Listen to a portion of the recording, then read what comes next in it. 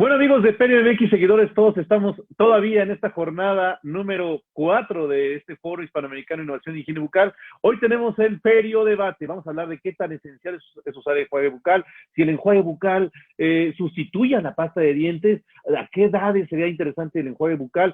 Quédense, porque se va a poner bueno. Estamos aquí en el Perio Debate de este Foro Hispanoamericano de Innovación en Higiene Bucal.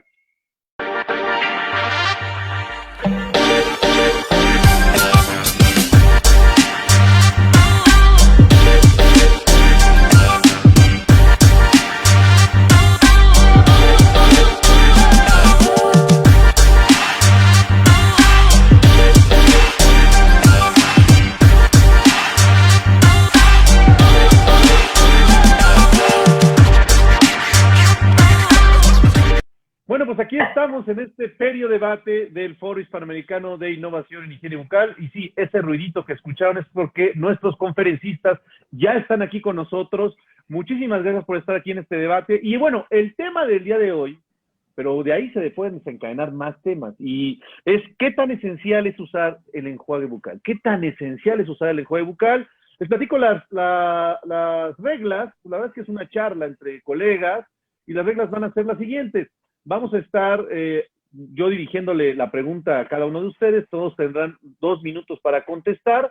Y bueno, pues al final de cada segmento podremos compartir algo más, pero principalmente vamos a estar dirigiéndolo en 3 a 4 preguntas. Y vamos a ir viendo, también pueden pedir la mano si quieren agregar algo, etcétera. No estamos aquí en el debate de Biden y Trump. No crean que es tan riguroso. Pero bueno, entonces, quiero que vean a nuestros conferencistas, colegas, paisanos también. Estamos aquí en este foro donde esta misma jornada es de puros mexicanos. Saludos a todos, amigos míos.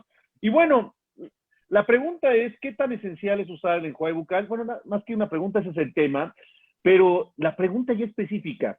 ¿Ustedes creen que el enjuague bucal podría sustituir al uso de la pasta dental? ¿Ustedes creen que el enjuague bucal podría sustituir al uso de la pasta dental? Me gustaría empezar, pues ahora en orden diferente como iniciamos en las conferencias el martes pasado, pues iniciaríamos con el doctor Agustín Cerón. A ver, querido amigo Agustín, ¿tú crees que una persona que deje de usar pasta y use enjuague pueda lograr algo? ¿O incluso mejor resultados? Mira, Carlos, aquí lo más importante hay que entender que lo que se ha ido aprendiendo a lo largo de toda la vida de quienes son actualmente nuestros pacientes, han escuchado el uso del cepillo y pasta.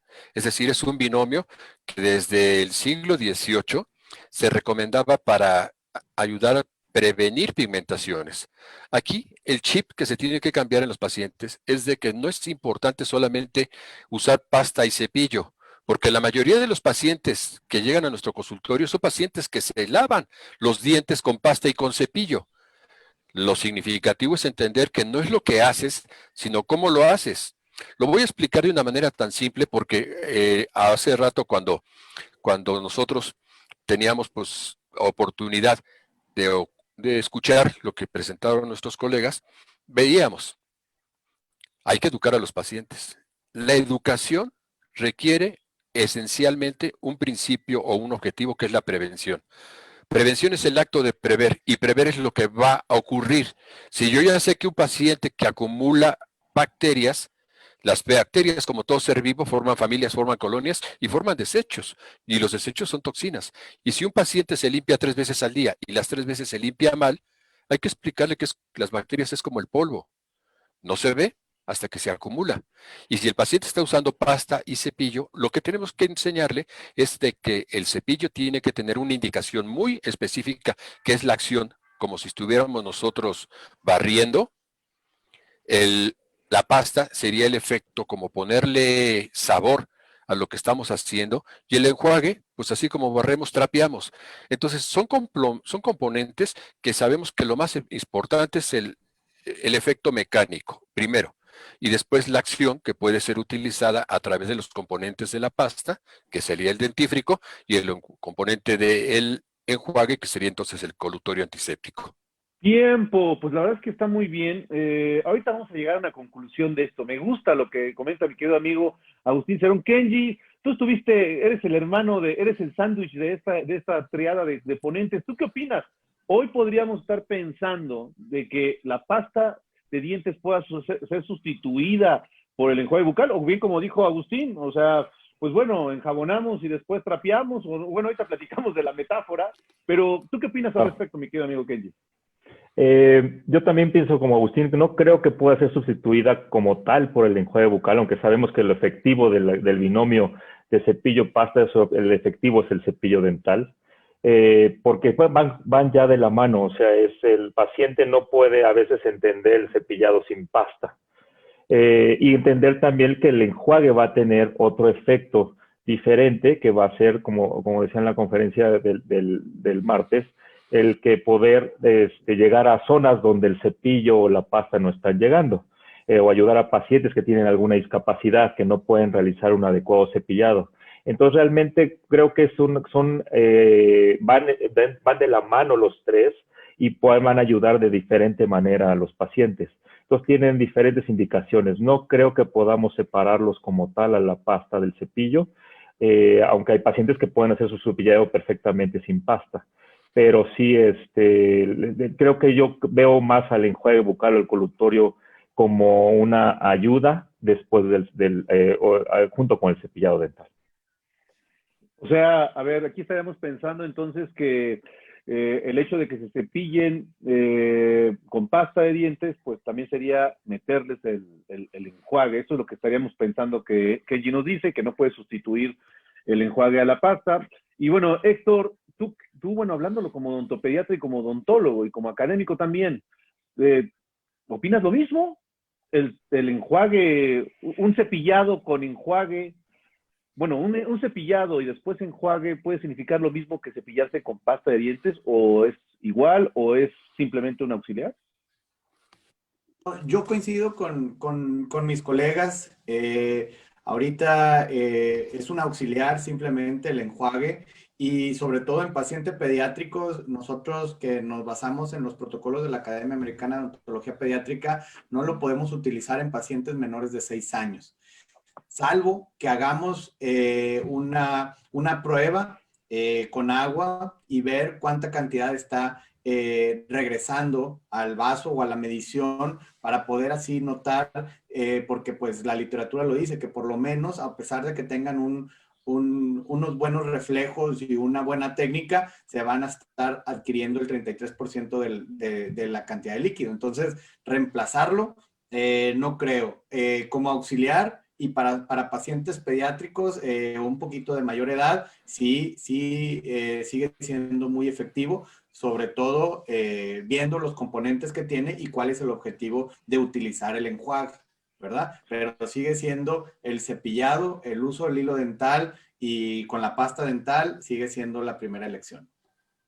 Bueno, va a sonar un poco trillado, queridos amigos y colegas, pero a ver, ¿qué opinarían de una persona? Si podemos poner el panel de todos, ¿no? ¿Qué opinarían? Y ahí vamos a hablar entre todos. ¿Qué opinarían de una persona que le hacemos un control personal de placa, ¿no? Le damos la tinción reveladora, no la tableta, la tinción reveladora. Y de hecho lo vamos a hacer en el workshop del sábado para ver qué está pasando. ¿Ustedes qué creen que pasaría en una persona que se cepilla y hace solo un enjuague, o se cepilla con pasta sin enjuague, sin utilizar el enjuague posterior? ¿Ustedes creen que el control personal de placa que se logre en reducción sea el mismo? O sea, o indistinto, o sea, que sea indistinto, solamente que sea igual de eficaz utilizar enjuague con el cepillado que pasta con enjuague. A ver, el doctor Cerón, que nos levantó la mano. Sí, mira, Carlos, recordemos que hace muchos años hubo una clasificación precisamente en el workshop de Princeton, de la Academia Americana de Periodontología, donde en la clasificación sacaron enjuagues precepillados.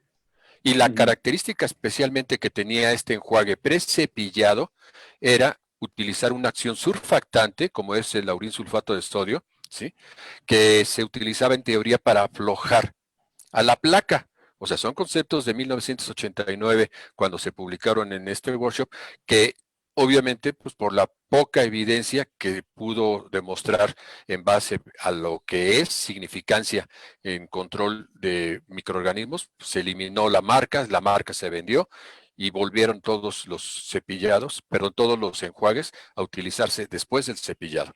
Aquí lo más importante entonces es entender que hay agentes antisépticos que están indicados para ciertos pacientes. No podemos hacer un solo proceso para todos los pacientes. Ya decíamos, dependiendo el diagnóstico, debe de ser el plan de tratamiento. Y en ello, entonces, recomendar para unos un tipo de antiséptico u otro tipo de antiséptico. Y por eso decíamos, hay antisépticos para el inicio, para la desinfección, antes de empezar a trabajar con los pacientes, tengan COVID o no tengan COVID, a todos se manejan igual. Hay que bajar la carga en un procedimiento, por ejemplo, de nosotros que vamos a hacer un procedimiento operatorio, siempre hay que bajar la carga. Y después, cuando el paciente termine, le empezamos a resubrayar. Estos 15 o 20 mililitros que le estoy prescribiendo son precisamente los que debe de utilizar en su casa. Lo primero que quiere hacer el paciente, decíamos, es ponerle agua y con ello pues le baja la concentración y por lo tanto la eficacia. Pero, sí, pero por ejemplo, bueno, queridos colegas, Kenji, Héctor, ¿ustedes están de acuerdo con el doctor Cerón? ¿Tienen alguna otra apreciación al respecto? Perdón, Claro. pensando en la pregunta que hiciste, pues pueden haber muchas variables en el sentido de qué tan hábil es el paciente para cepillarse o no, para tener el resultado final. Y hay que especificar bien qué tipo de colutorio vas a utilizar con los pacientes, por ejemplo, en la práctica de la mesa clínica del sábado.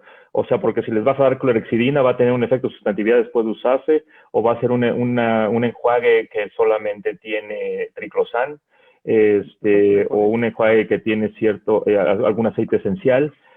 Todo esto puede variar del resultado que pudieras tener al final. Entonces, la pregunta sí es muy amplia. Creo que la pregunta sí es muy amplia. Creo que tiene muchas variables en el sentido también de habilidad por parte del paciente o técnica de cepillado que vayas a utilizar. Y creo que sí, mi respuesta seguiría siendo la misma. O sea, creo que no va a ser un sustituto, va a ser una ayuda a todo el conjunto de higiene bucal, ¿no? Bueno, y Héctor, ¿tú qué opinas? O sea, sería lo mismo entonces, porque a lo mejor no se quieren arriesgar a decir otra cosa, y qué bueno que no, porque al final del día estamos con base a la evidencia, pero Héctor, ¿tú qué opinas? Bueno, pensando de una manera genérica, no tanto en el tema pediátrico, porque ya nos hiciste una claridad muy importante, ¿no?, del tema de la edad, pero entonces el enjuague, ¿estaríamos viéndolo así? O sea, realmente es un auxiliar, o sea, a lo que voy, no pasa nada si la gente no tiene enjuague en su casa, entonces, o sea, así lo podríamos estar viendo. Héctor, ¿tú cómo lo ves? Pues aquí, y sería muy repetitivo enfatizar lo que el doctor Cerón mencionó, que también la habilidad manual y compaginar con el doctor Osoya menciona, es definitivamente, ¿cuál es el objetivo? ¿Cuál es el objetivo del paciente? Sí es recomendable, sí es un excelente auxiliar, que va a ayudar y todo lo que ayude, todo lo que beneficie, pero también vamos a ver la dosificación de los materiales que están incluidos en el enjuague, porque también hay literatura ahí que en cantidades muy altas también puede ser perjudicial. Entonces, primero que nada, todos los pacientes deben de ser tratados, todos los pacientes deben de ir a consulta con su dentista y decir, oye, bueno, hazme una examinación y dime qué recomiendas para mi situación, qué recomiendas para mí como paciente, para yo poder tener, porque yo quiero evitar la enfermedad periodontal, yo quiero disminuir el riesgo de caries, entonces son componentes que encontramos y en el mercado, pues hay una variabilidad importante de enjuagues, pero sin dejar a un lado que la parte más importante es el cepillado, el uso del hilo y pues también a lo mejor una pasta dental en la cual tú te adaptes y que tu mucosa no se sienta lastimada, que no provoque una descamación, porque a pesar de que no sean malas, algunos no tienen una misma reacción o respuesta a tolerar ese tipo de pasta, como también al enjuague bucal. Y qué interesante, porque, por ejemplo, en el debate de pastas llegamos a la conclusión de que sería ideal que la pasta dental se vendiera por prescripción. ¿Ustedes creen que el enjuague más aún tendría esa fundamentación, queridos colegas? Que, bueno, estamos hablando de un mundo ideal que no existe, ¿no? O sea, el mundo ideal no existe, pero estaremos pensando entonces que los enjuagues porque están de venta al público, o sea, la gente puede comprar, como puede ir a comprar un refresco o una soda, una cerveza, y puede echarse pues también un gallo de enjuague bucal, o sea, lo puede comprar sin problema, es libre venta por lo menos en México, porque en algunos países de Europa no, en algunos lugares de Estados Unidos tampoco, pero la verdad es que yo noto muy lejano al odontólogo y obviamente al paciente respecto al tema de enjuagues, porque ellos compran el pomo gigantesco en esas tiendas donde te venden los galones y ahí está, ¿no? Y está de venta al público y bueno, a lo mejor pues tienen niños de 5 o 6 años y pues el niño agarra y pues también le da un llegue o los papás le dan, ¿no? Entonces, ¿ustedes creen que sería ideal que sea un medicamento y que, bueno, instituciones, no quiero comprometerlos, pero la Secretaría de Salud, COFEPRIS, bueno, pusieran cartas en el asunto y también de parte del odontólogo más conciencia respecto a ese juez? Porque hicimos un test en alumnos de odontología y pues déjenme decirles que muy pocos están conscientes del uso del enjuague, sobre todo de los componentes. Ahorita a lo mejor con el COVID le dieron más importancia, pero no hay tanto conocimiento. Y bueno, al final tenemos en el consultorio uno ahí grandote azul y le depletamos y ya que se enjuague, pero la verdad es que hay un tema especial. Sería de importancia y relevancia que entonces fuese un colutorio o bueno, pues un antiséptico de venta por prescripción médica. ¿Ustedes lo verían así? Disculpen que tome Sí, la claro, palabra. sí. El doctor Cerón, en su plática del martes, hizo un énfasis muy importante de cómo debe ser prescrito y cómo está la prescripción en base a los medicamentos. La Asociación Dental Americana sí te los divide en dos tipos de lo que les llama cosméticos y terapéuticos. Y pues unos pues van a disfrazar temporalmente lo que viene siendo el mal olor, más no los van a atacar como sí. Pero pues ahí la respuesta es, regrésense a ver los comentarios del doctor Cerón, porque hizo puntos muy excelentes en el cual cómo debe de ser. Y yo concuerdo, sí deben de ser igual, a lo mejor mantenerlos de la misma manera, unos por prescripción, unos de venta al público, dependiendo, porque también pues la necesidad y no hay necesidad tampoco de restringirlos. Si sabemos nosotros como dentistas educar apropiadamente al paciente. Por eso mismo, a los pacientes que nos están escuchando, que no son, acudan a su dentista y hagan estas preguntas. ¿Qué es lo que yo necesito y cuál me recomiendas? Porque también veo en el mostrador, en venta de mostrador, 5 diferentes tipos. Y a lo mejor mi objetivo es blanqueamiento, y a lo mejor el mío es periodontitis, y mi hijo es caries. Entonces, pues saber encaminar a nuestros pacientes, ¿verdad? Querido Agustín, ¿qué opinarías al respecto? Y bueno, yéndonos un poquito más a fondo, ¿tú crees, y que sabemos que también es muy activo en ADM, ¿tú crees que la ADM podría a lo mejor tomar cartas en el asunto y hacer una recomendación? O a lo mejor la recomendación ya existe, ¿no? O la Academia Mexicana de Periodoncia o de Periodontología, o sea, o las universidades, porque como bien comenta Héctor, ¿no? O sea, ahí podría existir la posibilidad de tener 5 enjuagues distintos en la casa, ¿no? Dependiendo la situación del paciente, ¿no? ¿Cómo lo ven esto al respecto de que sea Sí, un colutorio controlado? sí, muy importante. Así como hemos visto que aquí en México se ha restringido la venta al público de los antibióticos, pues no dudo que si nosotros seguimos insistiendo, y digo nosotros particularmente a través de los grupos profesionales, seguimos insistiendo en de que hay agentes que son quimioterapéuticos, es decir, agentes que tienen componentes químicos que utilizados a largo tiempo pueden ser no benéficos como el paciente lo está esperando. Ya decía hace rato que muchos pacientes usan el enjuague simplemente porque su odontólogo se lo recomendó y lo siguen utilizando no con la prescripción ni con la utilidad que pudiera haber sido durante el periodo de, digámoslo así, un enjuague, un colutorio con clorexidina tiene indicación para para el biofilm supragingival. Entonces, muchos pacientes cuando están utilizando esto y tienen microorganismos subgingivales, pues de poco está utilizado, porque ya decíamos, la limitante es de que si la estructura es más fuerte, no entra ni en la supra, y si las bacterias ya proliferaron al espacio subgingival, ninguno va a tener la acción como para poder entrar. Y mientras tanto el paciente, utilizando agentes químicos que a la larga van a producir, pues lo que ya sabemos, ¿no? Formación de cálculos blancos, la formación de pigmentaciones muy intensas, que en muchos de los pacientes que ahorita estamos revisando llegan con una gran cantidad de pigmentación, pues por el uso continuo que han tenido de la clorhexidina al no estar yendo a los consultorios dentales. Y entonces, bajo esto, bajo la capacidad que tenga cada paciente en saber reconocer que hay antisépticos que se deben de utilizar solamente durante un poco tiempo. Por ejemplo, la clorhexidina sabemos que una de las características es que disminuye la percepción de los sabores. Y hoy, con las evidencias que tenemos de que ciertos pacientes de manifestación en ciertos estadios de COVID pueden tener precisamente también esa disminución de los sabores. Entonces, es aquí lo importante y lo que decíamos, no hay que recomendar, hay que prescribir. Increíble. Y bueno, esto que bien comenta el doctor Agustín Cerón, que pues vale la pena que los cuerpos, porque hoy hay mucha información por internet, ¿no? Pero siguen estando los cuerpos colegiados, están los cuerpos académicos y no despegarse de ellos. ¿Tú qué opinas al respecto de esto, Kenji? Porque también a lo mejor muchos jóvenes no conocen lo que son las asociaciones dentales y bueno, vale la pena que desde jóvenes estén ahí y se puedan hacer propuestas y también se abran estas asociaciones porque de ahí depende mucho posicionamiento de parte de nuestra carrera respecto a la recomendación y el uso de este tipo de pues, quimioterapéuticos. Creo que va basado más también en lo que decía también Agustín y esto hace rato de la educación, de cómo estamos nosotros manejando los químicos que utilizamos en el consultorio.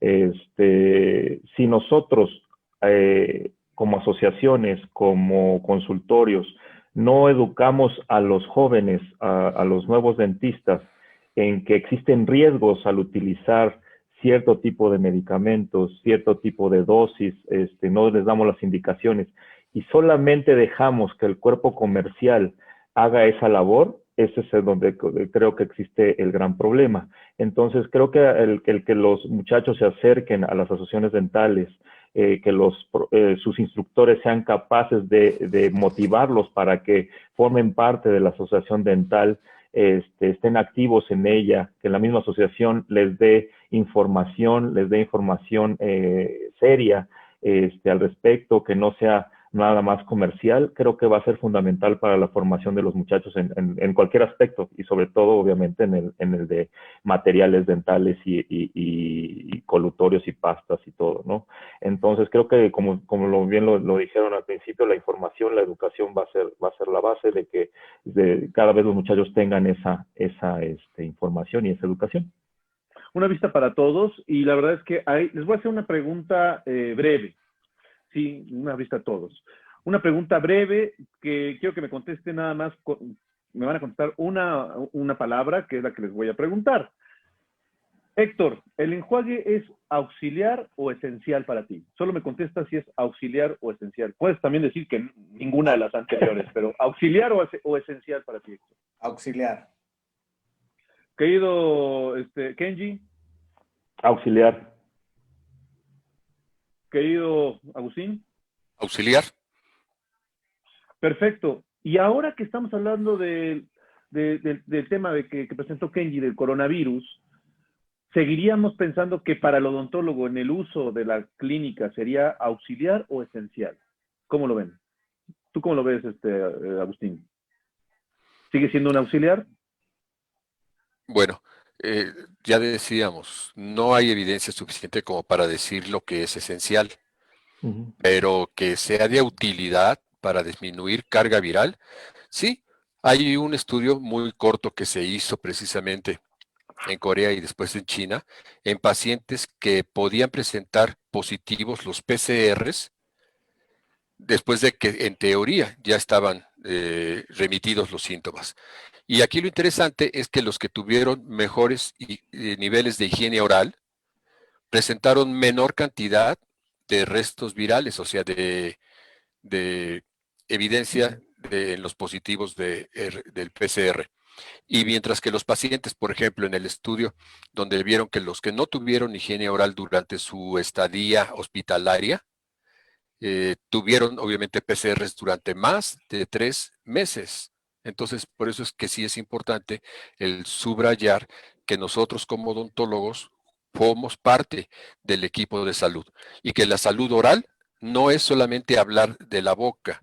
Lo oral es lo global.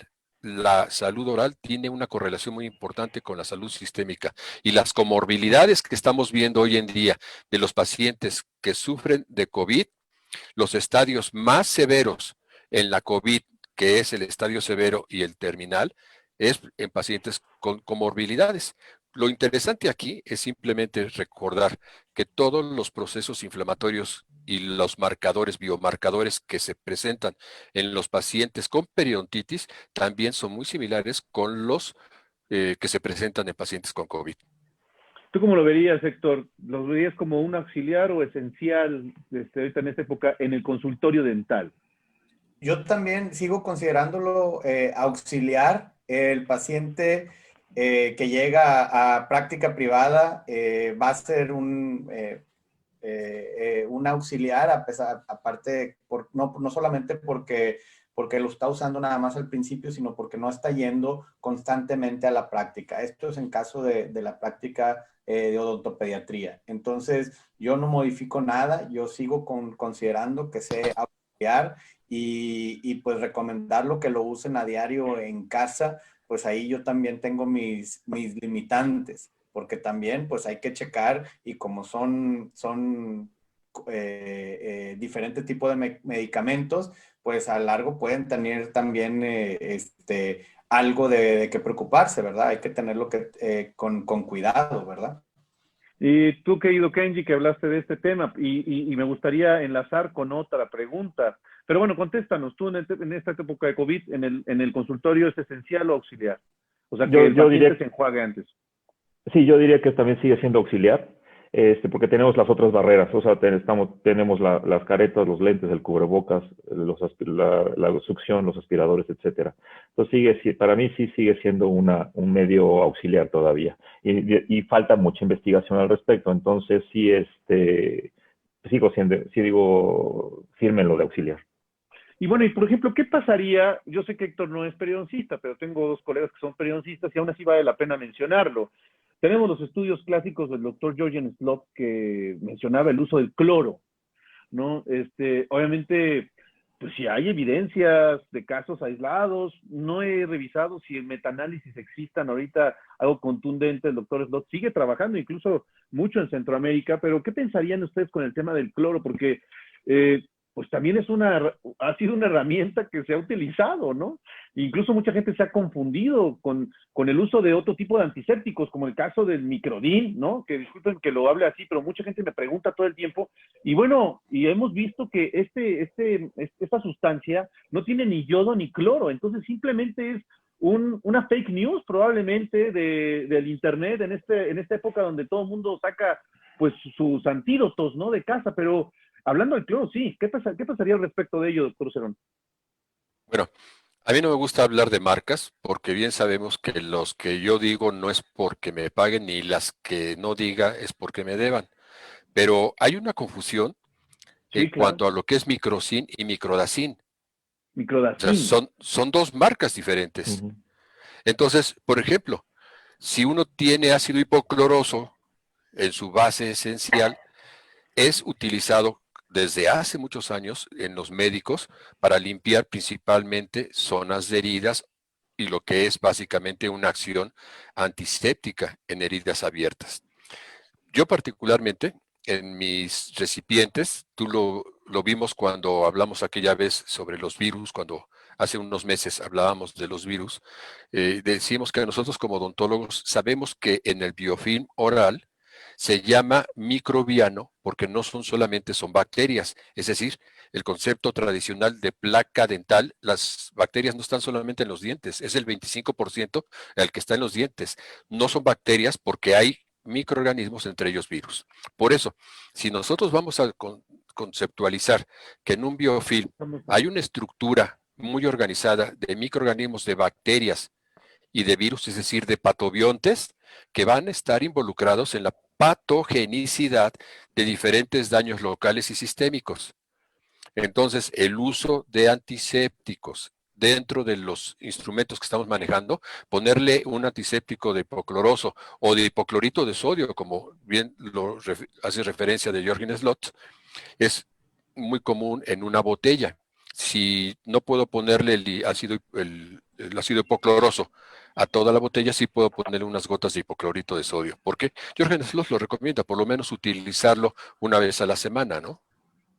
Pero es más poderoso, hablando acerca de que si tenemos la posibilidad de hacer este tipo de empleo del cloro en el tema de un enjuague bucofaringio, pues entonces estamos también teniendo un área de oportunidad, ¿no? O sea, tomando en cuenta de que no importa si hablan de marcas, ¿eh? La verdad es que este foro está auspiciado por Oral B, pero tratamos de ser lo más académicos posibles, y si tenemos que hablar de una marca, lo hablamos, ¿no? Pero tú, Kenji, ¿cómo lo verías? Porque en el tema de tu tema que tú expusiste el martes, hablar de cloro, podría ser un riesgo quizás, porque sí hay evidencia en enfermedad periodontal, y hoy la teoría es que ahí en la bolsa periodontal hay reservorios del virus. Bueno, pues entonces si les mandamos cloro, que de hecho es lo que estamos pisando charcos ahora cada vez que vamos a un lugar, ¿no? Con un tapete con cloro.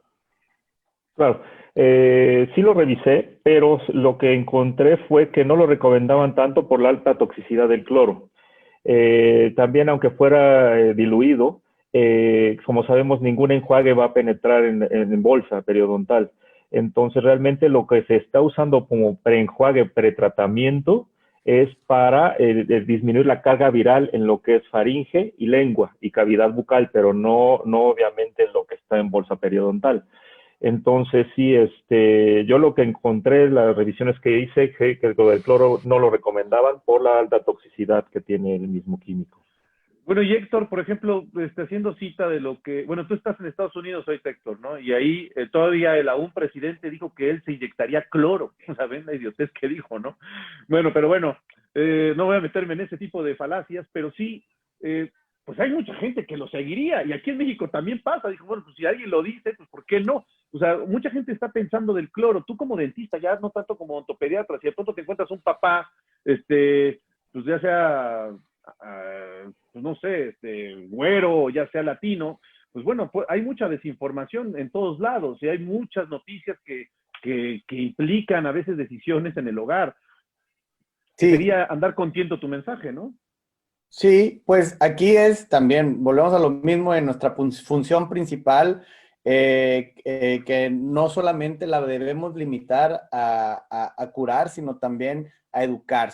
Tenemos que aprovechar esa oportunidad de educar a nuestros pacientes. Y sabemos que el cloro puede precipitar la proteína y sobre todo afectar la membrana celular. Entonces, por eso ha sido utilizada más que nada por desproteinizar ese tipo de microorganismos. Ahora, sabemos que es altamente irritante.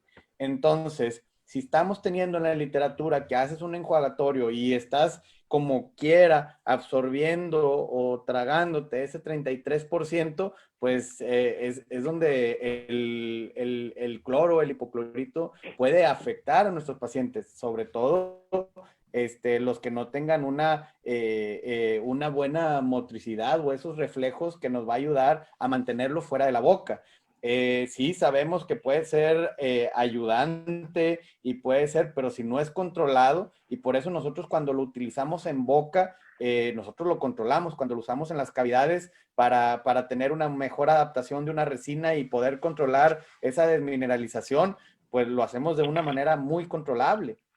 En endodoncia lo hacemos de una manera muy controlable. Entonces es simplemente regresar a lo mismo. Puede ayudar, pero pues hay que informar a la gente y pues desafortunadamente tenemos ahorita un presidente que está soltando mala información y información que puede afectar a las familias. Entonces no solamente pues estamos afectando también en el proceso de educación y aventando un mensaje incorrecto. Entonces, lo que nosotros tenemos que hacer es ayudarnos, unirnos como colegas y informar a la gente, no solamente para la atracción de esos pacientes que andan ahí perdidos, sino para educar a toda la población en general, porque a final de cuentas es nuestro deber. Fíjense que qué importante el tema de la comunicación, ¿no? De hecho, hoy en día la salud, en los medios de salud y la salud pública, hoy la comunicación, pues es un arma de dos filos, y te puedes ir a muchos aspectos, ¿no? Epidemiológicos y sobre todo con un tema de una pandemia, estamos en medio de una pandemia. Yo sé que hoy en día en redes sociales la periodoncia y la implantología ha acarreado muchos adeptos gracias a la cirugía, a los tornillos, a los injertos de encía y a tantas cosas que mucha gente presume. A mí me llama mucho la atención y me complace que esta jornada ha sido de las más vistas. Por ejemplo, la conferencia de ustedes fue la que más cresta de conexión tuvo, que fue pues de colutorios, ¿no? De enjuagues. Creo que la gente, los estudiantes, hoy en día que están teniendo clases por Zoom y ahora nos vamos a la educación, deben de estar pues buscando la información adecuada y no estar peleados con la evidencia científica. Ahora, ¿qué tanto podemos abrir? ¿Qué tanto podemos lograr para que los canales de salud pues nos den espacio a los odontólogos? Porque evidentemente no los tenemos. Algunos sí, pero no los tenemos, ¿no? O sea, en México tenemos una conferencia todos los días que nos habla de COVID, pero bueno, no ha habido ni un solo momento, a lo mejor que me esté equivocando, donde hay un odontólogo, por ejemplo, hablando de... Y hoy los enjuagues, pues hay mucha información y desinformación respecto a los enjuagues. Entonces, hoy, pues me gustaría pensar en propuestas, queridos colegas, porque sé que son académicos los tres. ¿Qué tipo de propuestas podríamos nosotros emergir a partir de este foro? Porque nos están viendo muchos estudiantes, obligados y no obligados otros, pero la realidad es que, ¿qué podemos hacer para permear el ambiente y para quitar ese hermetismo que se tiene hacia la ciencia y también esa apatía que también mucha gente le da a la ciencia? ¿Qué podríamos estar haciendo y qué estrategias para que se abra esa llave que está ahí y que está al alcance de todos? Porque hoy con internet podemos ver muchos artículos, mucha gente lee al doctor Cerón, mucha gente ha visto conferencias que ha dado el doctor Héctor, el doctor Kenji. Bueno, pero ¿qué podemos proponer para los medios de educación? A lo mejor dejar un poco a un lado la política y meternos realmente a abrir la ciencia para todos. ¿Cómo lo ven? ¿Quién quiere levantar la mano? El doctor Cerón. Sí, bueno, muy importante. Nosotros como académicos, pues sabemos que lo más importante es el generar cambios de conducta, el generar nuevas visiones, porque tradicionalmente lo hemos dicho, ustedes lo pueden haber leído alguna vez que lo escribí, que las grandes paradojas que existen en la educación actual es de que nosotros fuimos formados en el siglo XX con conocimientos del siglo XIX y estamos dando clases a estudiantes del siglo XXI. Por eso decíamos, la gran diferencia en la conceptualización va relacionado con los conceptos como profesores vamos adquiriendo. Déjame decirlo de una manera muy coloquial. El profesor que no se actualiza deja de dar clases y da lástima a uno y lástima a dos. Eso es lo que yo les llamaría pobresores. A diferencia que un profesor que se mantiene actualizado va a poder diferenciar perfectamente bien cuáles son los nuevos paradigmas propios de un siglo XXI, que estamos hablando de enfermedades que están ahora nuevamente clasificadas, ya son muy diferentes. Entonces, como nosotros tratábamos, a mí me enseñaron en la era de la parodoncia.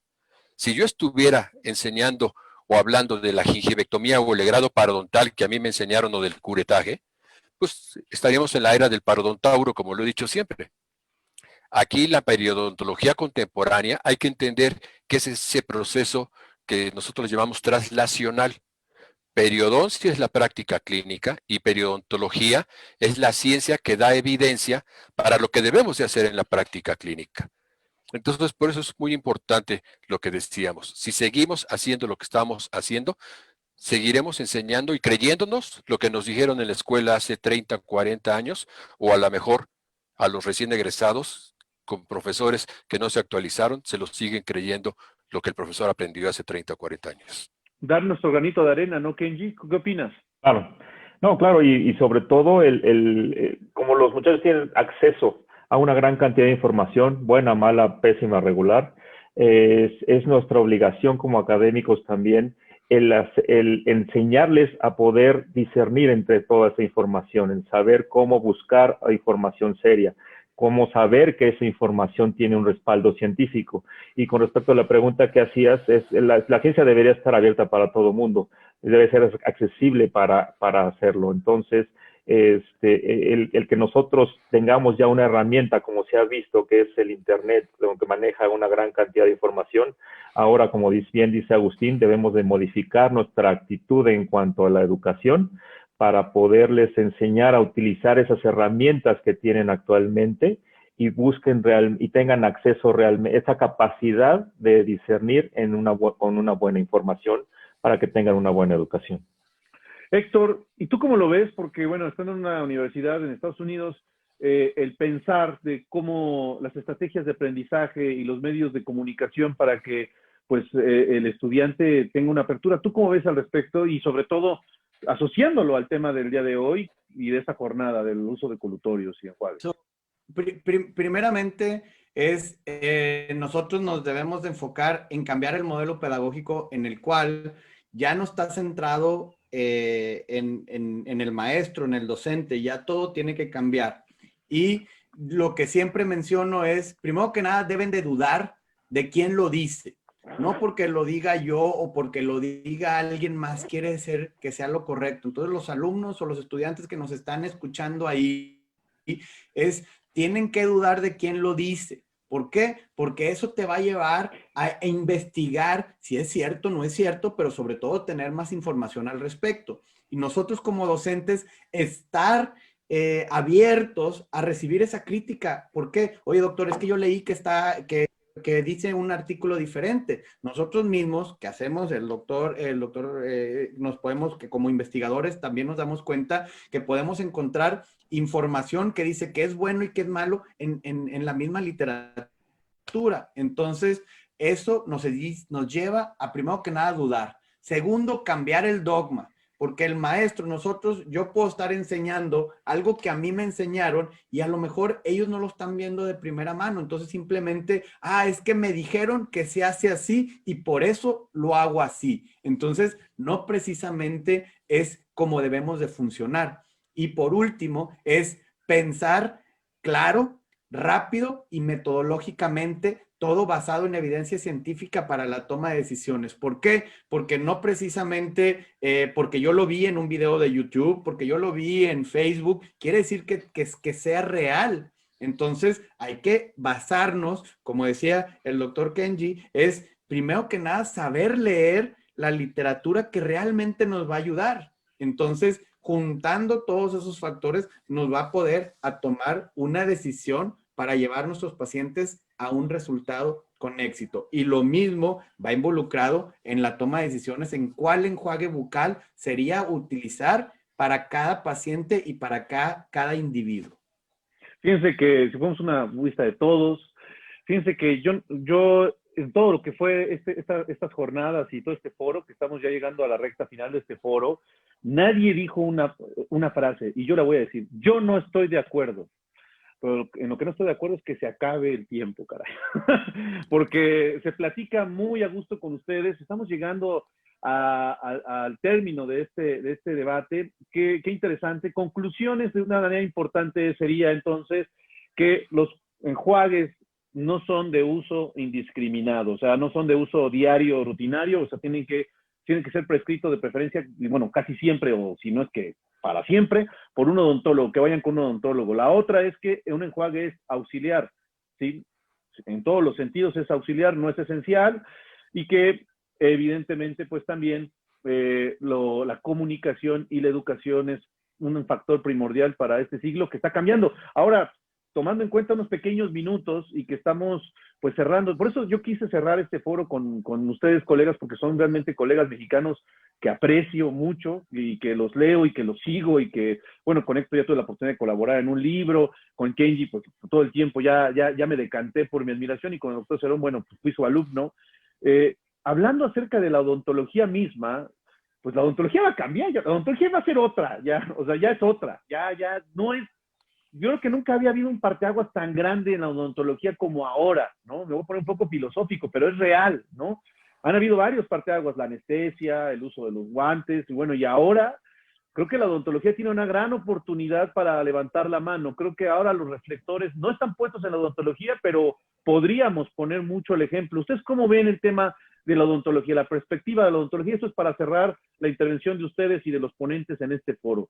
La perspectiva de la odontología y el cambio que vamos a tener, pues, que ya es muy puntual, porque ahora sí dicen que, y bien lo decían en el tema educativo, ¿no? Hay que cuestionarnos, hay que seguirnos preparando, pero también el tema pedagógico, pues no sé ustedes, a mí me está costando trabajo. Hay un momento en que ya prendo el Zoom y digo, Dios mío, ¿qué hay que hacer? Pero la odontología se está aprendiendo a través de pantallas también, a pesar de que sabemos la importancia que es la práctica, pero ¿cómo ven la odontología en este momento, los cambios generacionales, todo lo que está sucediendo? Y bueno, pues, querido Agustín, para cerrar tu participación en este foro. Muy bien. Mira, quise tomar la palabra porque obviamente ustedes saben que yo soy un apasionado, digo que estoy casado con mi profesión, mi novia la docencia y mi amante la asociación. Por eso es dentro de todo este proceso de globalización que estamos viviendo, no descartemos que ahorita estamos hablándonos de tú a tú, pues a través de los medios. Y lo que es el futuro precisamente dentro de la práctica odontológica de la medicina es lo que hoy se conoce como Smart Health Communities, las comunidades inteligentes basadas en la inteligencia artificial, en la macrodata, en el Internet de las cosas, que querrámoslo o no, lo vemos ahora, por ejemplo, en el uso de cierto tipo de accesorios, que ya hubo el foro para ello, que están conectados a la inteligencia artificial y que nos permitirán monitorear a los pacientes en la odontología, en la periodontología, así como lo están haciendo hoy los pacientes, los diabetólogos, los endocrinólogos o ciertos tipos de médicos a través precisamente de la telemedicina y los, digamos, accesorios especiales, los instrumentos electrónicos a través de la medición directa de todos los pacientes. Por eso es de que yo sí veo muy importante que la odontología actual debe de ser no solamente basada en las clases típicas con diapositivas o a través de videos, sino que mucho utilizar la inteligencia artificial, que también lo que dijimos en la motivación, la inteligencia emocional que muchos alumnos necesitan actualmente. Héctor.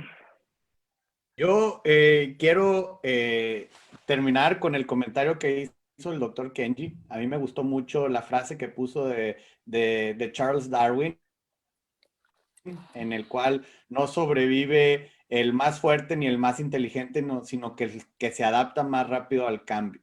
Y estamos en una época donde nos tenemos que adaptar lo más rápido posible, y ahora precisamente yo creo que fue una sacudida mundial que nos está ayudando a todos, simplemente para adaptarnos, para cosas que yo creo que debimos de haber estado haciendo hace mucho tiempo. El énfasis en el control de infecciones, eso debió haber sido desde hace tiempo atrás.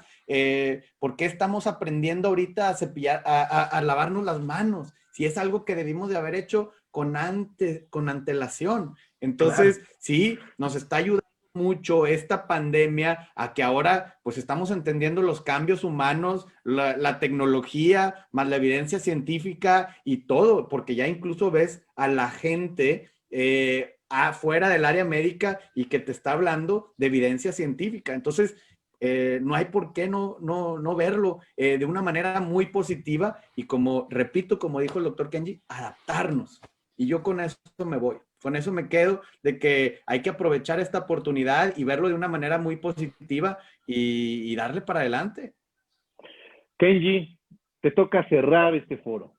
Qué honor cerrarlo y compartirlo con ustedes. Cerrar con un foco rojo de mi parte para todas las instituciones, como lo platicaba con Carlos el otro día, sugerirles que por favor se pongan las pilas bien, porque los muchachos pues sí, están teniendo sus clases por internet, pero no están teniendo prácticas. Los médicos, pues sí, tienen acceso a hospitales, pueden llegar a ver pacientes.